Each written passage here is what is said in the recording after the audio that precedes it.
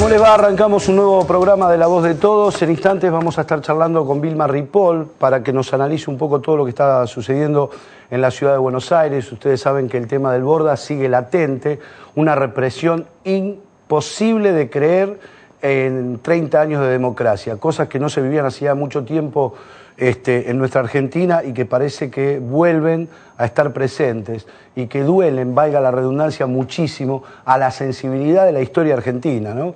Volver a este tipo de situaciones realmente a uno le hacen erizar la piel y por otro lado ve que desde el gobierno de la ciudad de Buenos Aires se trata de justificar algo que sinceramente es injustificable.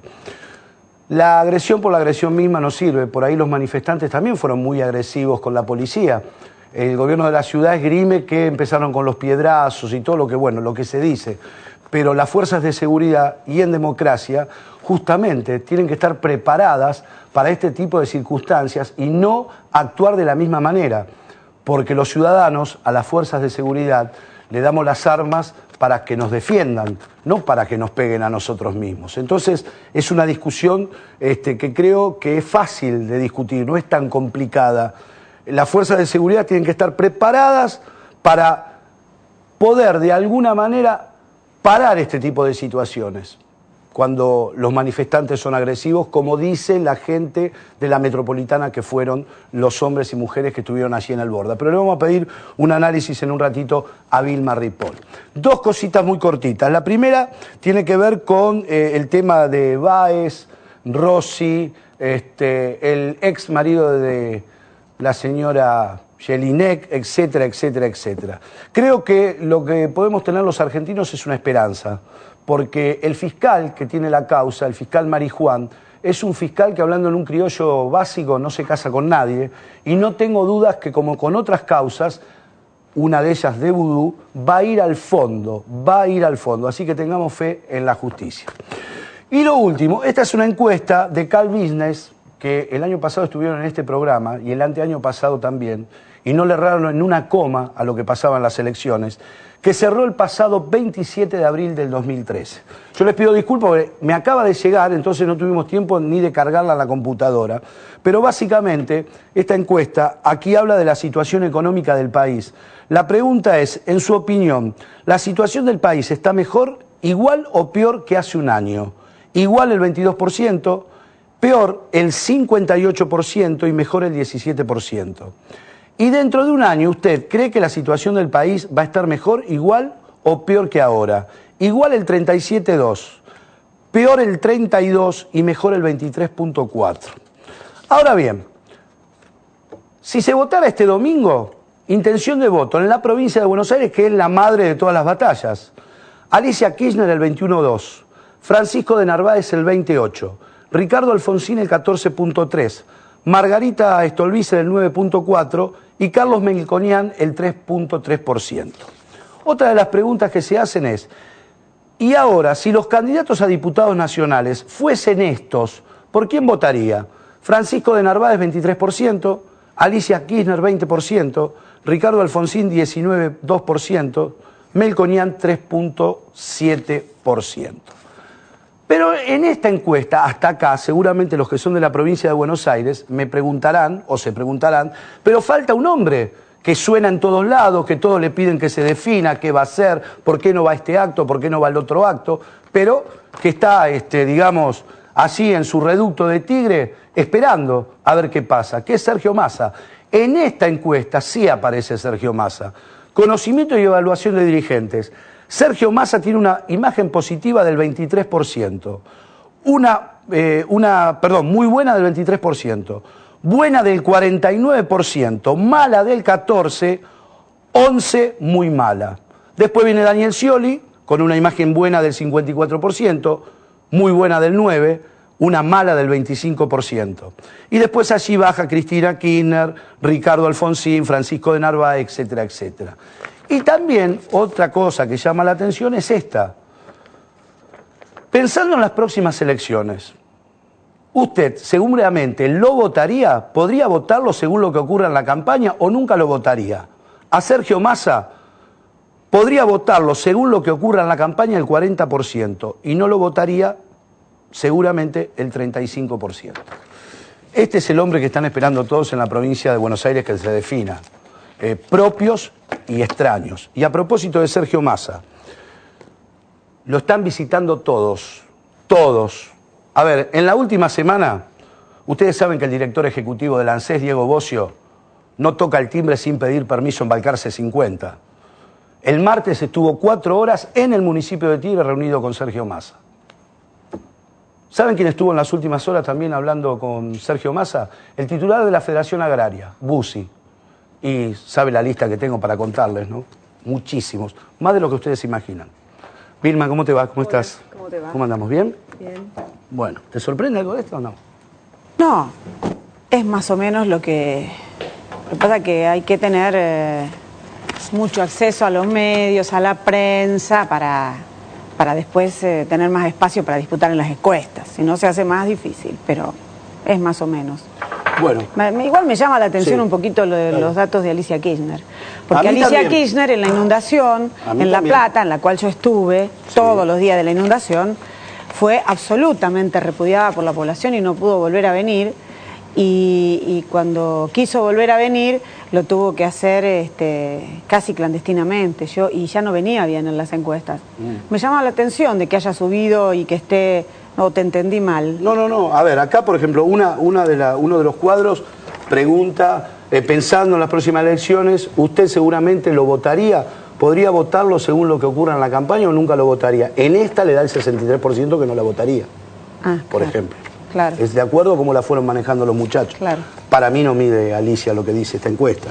En eso te voy a ser sincero. Pero bueno. Pero bueno, es un debate de cualquier manera. Creo que uno a veces refleja también los sectores más castigados por la política, en especial de los dirigentes de la provincia. Yo que voy frecuentemente. Frecuentemente, ¿no? Ahora, vamos a hablar un poquito de la provincia, fundamentalmente el tema La Plata, y también vamos a hablar de la ciudad de Buenos Aires en la primera etapa. ¿Volvimos a la época de los palos? Parece que sí. Parece que lo que está claro es que la metropolitana, que entre otras cosas fue votada por el Frente para la Victoria junto con el macrismo, porque si no, no tiene votos propios para votar las leyes y no tiene la ayuda de algún sector, en este caso la metropolitana, y a pesar de todos los problemas que hubo de espionaje del Fino Palacio, ¿te acordás? Sí. A pesar de todo eso terminaron votando la metropolitana. Una metropolitana que tiene la mayoría de las máximas autoridades ex federal y ex proceso, o sea, gente que viene que integró la Policía Federal durante el proceso, incluso habiendo limpiado por las mismas razones una parte importante de la cúpula anterior. 52, el total eran los máximos jefes y 36, creo, y pico, eran integrantes del proceso. Entonces, si vos conformás una fuerza que además no adhirió ni siquiera a los protocolos nacionales, porque el otro día en la interpelación el ministro decía, cuando le preguntaban al ministro Montenegro, ¿quién dio la orden? ¿Quién dirige? ¿Quién qué? El protocolo. Y la verdad que no adhirió a ningún protocolo, no está claro cuáles son los protocolos, sí está claro cómo actúa. Pero actúa el Servicio de Órdenes Políticas. Mira, nosotros los que estuvimos ahí nos quedó claro, porque por más que hicimos intentos de parar la mano, esto duró muchas horas, como está diciendo la defensora Alicia Pierini hoy, que pide otras pruebas y otras explicaciones. Duró muchas horas. Entonces, hubo tiempo de parar. Y lo que es más grave, ellos arrancaron destruyendo lo que venían a defender, que era el taller protegido 19. Exacto. Entonces lo destruyen. ¿A cuánto estaba del patio de los pacientes el taller? A 150 metros. ¿Dónde pusieron ellos a la policía? En el patio de los pacientes. Entonces ahí estaban mezclados los pacientes, el personal que vino rápidamente a ver qué pasaba, y estaba la gente de ATE y delegados de la zona que rápidamente vinieron porque sabían que se había antepuesto una medida cautelar que estaba vigente. Y aunque para el gobierno de Macri haya dudas de que estaba vigente, frente a una duda no podían haber operado así. Están desesperados porque quieren dar una señal a la sociedad de qué cosas son capaces de hacer para defender el negocio inmobiliario. Ahora, pero perdóname, pero hay una realidad objetiva, tomando un poco lo que vos decís. Ninguna policía, los que conocemos un poco algunas cosas, ninguna policía toma una medida si no tiene un apoyo político de alguien que lo llame y le diga, dale para adelante. Claro, y refrendado. Es muy difícil. Refrendado. Puede haber un loquito, claro, pero que no se desmadre, pero una actividad colectiva así es muy difícil. Exacto. Y encima, ubicada la policía en ese lugar donde la ubicación de la policía y la ubicación de todos los que estábamos reclamando diálogo, muchos que le decíamos llamen a Montenegro, llamen a la vicejefa, llamen a alguno para parar esta locura, y nos decían esperen 10 minutos, nos hacían quedar mal delante de la gente que estaba reclamando del otro lado, y después reprimían nuevamente y le pegaron a los diputados y le pegaron a todo el mundo que iba incluso a pedirles que llamaran a los funcionarios. O sea, había una orden que era sigan, sigan, sigan, a cualquier costo, por eso periodistas, diputados, pacientes, familiar de un paciente que vino a buscarlo, que terminó preso, fotógrafos, bueno, sí. Todo el mundo ligó mal. Hoy hay un paciente que tiene 21 balas, o sea, se ve que como tenía poco reflejo para correr, se le dieron. Y tiraban y no tiraban a cualquier lado, tiraban a la cabeza. Ahora, pero la sociedad de la Ciudad de Buenos Aires, no digo toda la sociedad de Buenos Aires, ¿no? Pero una parte de la sociedad de Buenos Aires convalida estas cosas. Yo creo que el mensaje del macrismo es un sector de la población que ellos, digamos, deben definir como el voto duro. Por eso estaban desesperados por hacerlo ahora, porque empieza la campaña electoral, porque la campaña electoral está lanzada y porque Macri se quiere postular hacia el 2015 como candidato a presidente. Entonces necesitaban limpiar esto para que pase rápido y durante la campaña no se acuerden. Bueno, no es así. Es un hecho increíble el que han cometido, de reprimir tan salvajemente cuerpo a cuerpo. Cuando ellos podrían haber puesto, si ellos querían defender el terreno, tendrían que haber puesto a la policía a defender al lado de donde a defender los escombros, que es lo que estaban defendiendo. Porque cuando empezó la represión, ya habían destruido todo. Entonces, ¿por qué no se iban 150 metros más atrás a defender los escombros y no en el patio de los pacientes, donde el espacio es chico y donde estabas obligado a estar cuerpo a cuerpo con ellos? No. Y eso se lo decíamos nosotros a los jefes de la policía que estaban ahí. ¿Entendés? Le decíamos, esto es una locura, porque ustedes están en un espacio donde además de estar los pacientes, estamos uno encima del otro y acá va a haber un muerto. Y tiraban, y en más, después trajeron los grupos especiales de la Metropolitana, ese grupo como el GEO, que sí. No es el GEO, pero esos son los primeros que aparecieron con la cara encapuchada. Que no nos vengan a decir que desde la mañana había gente con la cara encapuchada, porque los primeros que vinieron fueron los policías. Además hay una cosa, y yo lo decía recién, no sé si coincidís, la lógica indica que las fuerzas tienen que estar preparadas para este tipo de situaciones. Y además, uno veía la manera en la cual disparaban balas de goma o no balas de goma, porque siempre está la discusión y siempre está la duda, no eran... Hablando en un criollo básico, que vos tenés una manifestación y le tirás a las patas para amedrentarlo al tipo. Le tiraban de medio cuerpo para arriba. A mí eso realmente me preocupó muchísimo. Por eso, era un ensañamiento que solo se explica por tener una orden política que lo avale.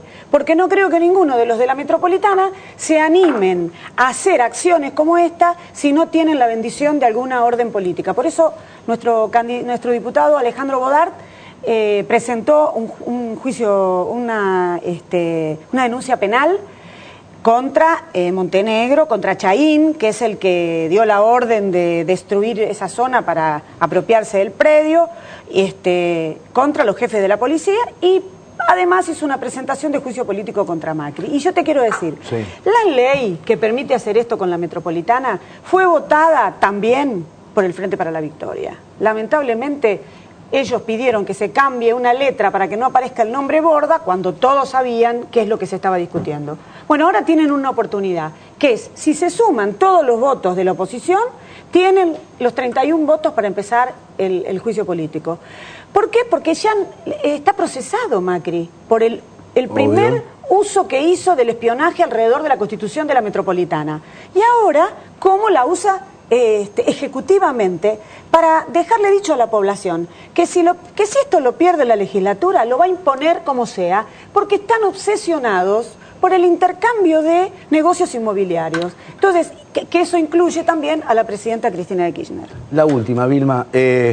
Provincia de Buenos Aires, La Plata. Sí, creo que es terrible. Ayer se cumplió un mes, de las inundaciones y la situación de la gente es la misma, sin agua, pero con desesperación cada vez que ven tormenta. ¿Por qué? Porque no se limpiaron los conductos, los pocos que hay, sí, que permiten desaguar todos los canales que tienen, no se limpiaron. Entonces yo estaba sucio antes, ¿te imaginas con la tierra y con todo lo que dejó eso? Y todo lo que dejó, terrible, todo tapado. No vinieron a hacer esa limpieza coyuntural. Ni que hablar de las obras. Pero lo que es más grave, no piensan votar un subsidio. ¿Entendés? Una restitución a la gente. Solo le dieron la oportunidad de tener un crédito barato, que ya terminó, por supuesto, donde no faltó el privilegiado que fue y dijo que estaba inundado y sacó el crédito, pero la gente no tiene condiciones, no tiene recibo de sueldo, no tiene posibilidad de pagarlo mensualmente, pagar un crédito y encima reconstruirse la casa, que perdieron todo. Entonces, nosotros el lunes y el martes yo presenté un proyecto de ley que lo levantó el diputado Negrelli de la Coalición Cívica, de subsidios para la gente y para los familiares de las víctimas. No tienen pensado un resarcimiento para los familiares de las víctimas, porque por eso tampoco las quieren contar, efectivamente, y no avanzan en ese sentido. Y entonces vamos el lunes y martes a presentar uno común, nos juntamos todos para hacer uno solo, porque hay muchas fuerzas que ahora presentaron de subsidios, y vamos a presionar con las asambleas y la gente para que además se hagan las obras, porque si no limpian los conductos y no hacen las obras, la próxima lluvia, aunque no sea de la magnitud de la que vivieron, inunda de nuevo La Plata. Ha sido un gusto, gracias. No, gracias a vos. Después de esta barridita seguimos, ya venimos.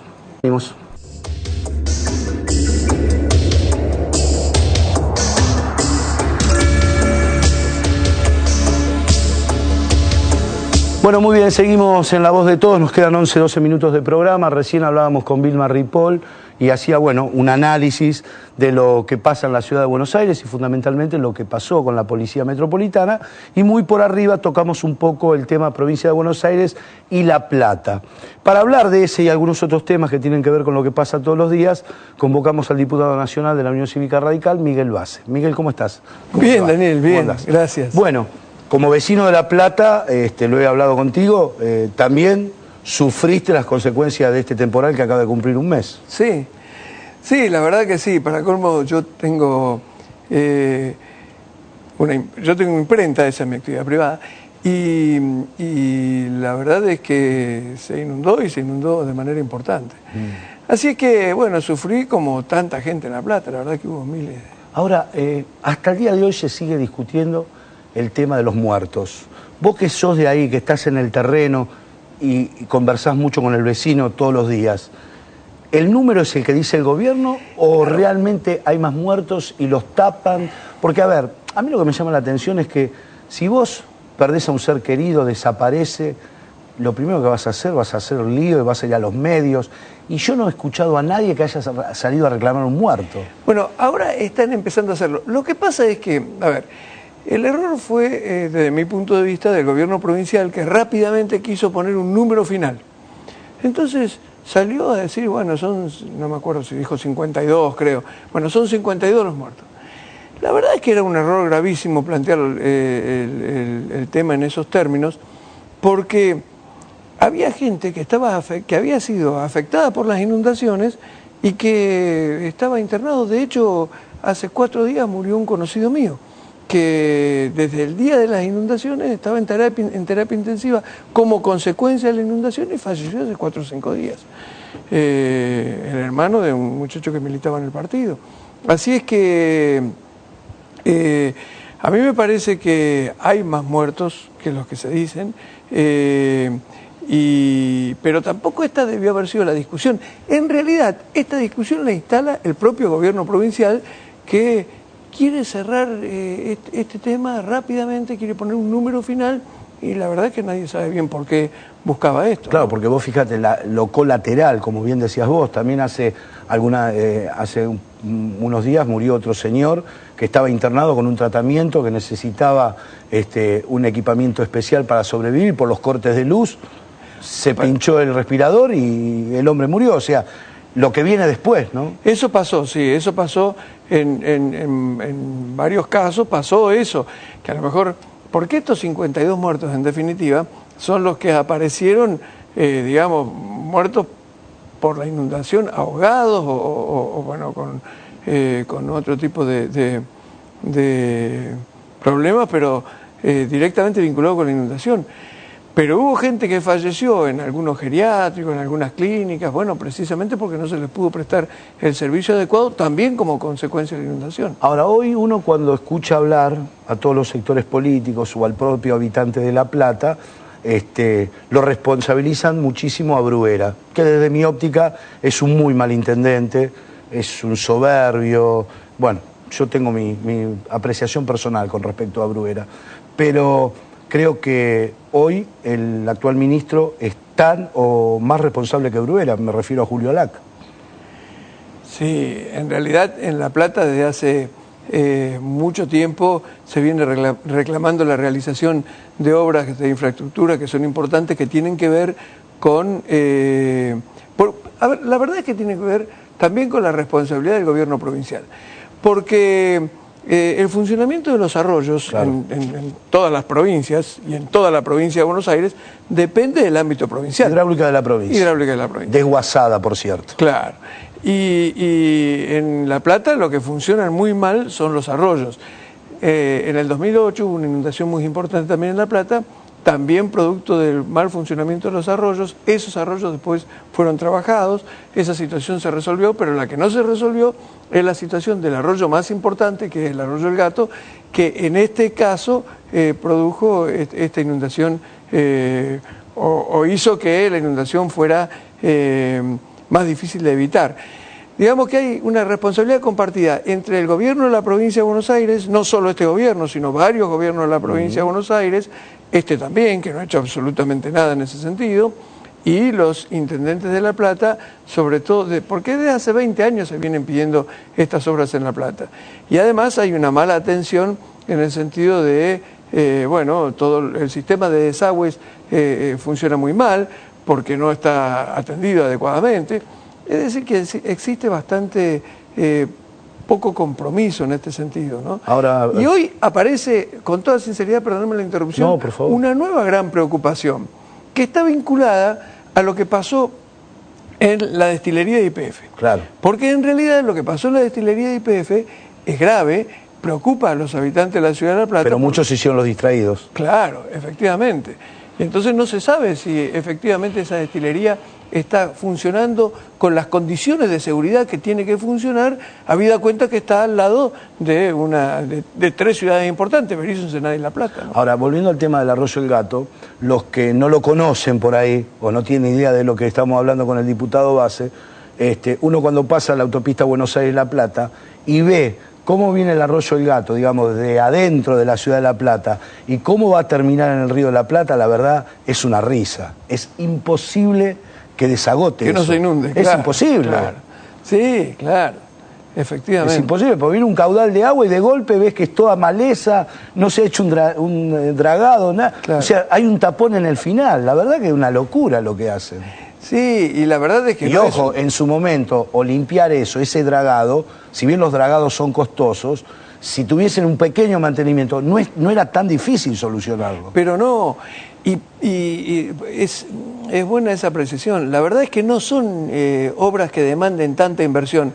Y en la ciudad de La Plata ahora se perdieron, bueno, algunos dicen 4.000, los que menos dicen, otros dicen 6.000 millones de pesos. La verdad es que son con obras... 4.000 se arreglaba todo el problema. Pero con mucho menos, con toda tranquilidad, sí, sí. Y encima el mismo Bruera lo admite. Que sí, con 4.000 se arreglaba todo el problema. Sí, claro que sí. Por eso digo que la verdad es que es falta de compromiso y yo creo que también está enmarcado en la falta de planificación que caracteriza a toda la gestión de Scioli en la provincia de Buenos Aires. Yo creo que la gestión de Scioli en la provincia no prevé este tipo de cuestiones, no analiza, porque no es solo La Plata, esto pasó ahora en La Plata, pero todos sabemos que pasa habitualmente en La Matanza, en Esteban Echeverría, digamos, hay una... Pasó en Vicente López también. En Vicente López, hay una cantidad de distritos que se inundan, sobre todo en el Gran Buenos Aires, y no se está trabajando en ese sentido, ¿no? Miguel, las últimas... ¿Cómo están armando? ¿Cómo va el armado del radicalismo, digamos, tradicional con Stolbizer? Yo ahí hoy miraba algunas encuestas, que a la gente le cae bien el acuerdo con Stolbizer que está teniendo el radicalismo, con el Frente Amplio Progresista. ¿Cómo va ese armado? Sí, nosotros... Porque por el otro lado se están armando. Solá, sí, de Narváez, sí, o sea...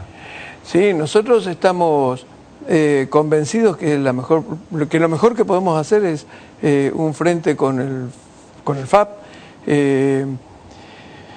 Estamos trabajando, estamos conversando mucho con la gente del GEN, con la gente de Margarita Stolbizer, en esta dirección. Creemos que ofrecerle a la sociedad bonaerense un frente socialdemócrata de estas características es una buena opción.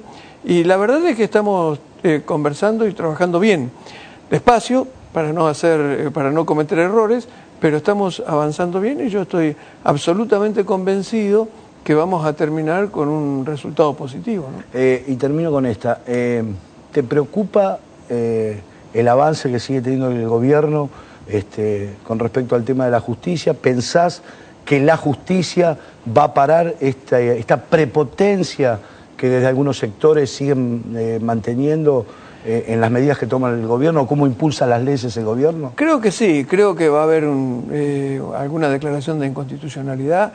Me parece que la justicia va a asumir ese rol, espero que sí, y me preocupa, sí. Me preocupa mucho la situación en la que el gobierno, o a la que el gobierno está llevando al país.